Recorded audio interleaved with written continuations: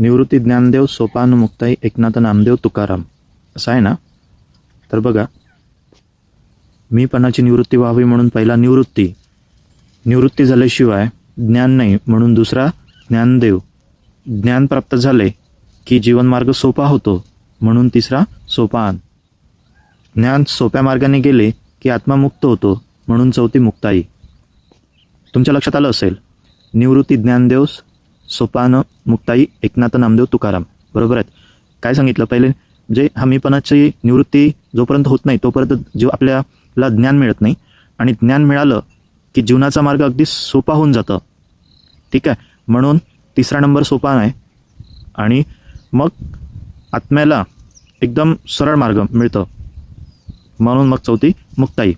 ठीक आहे. तर अशा प्रकारे या तिन्ही चारही भावांची जी नावं आहेत, बहीण भावांची नावं आहेत, त्या प्रकारे हे एक्सप्लेनेशन मी तुम्हाला दिलं. आवडलं नक्की सांगा. थँक्यू.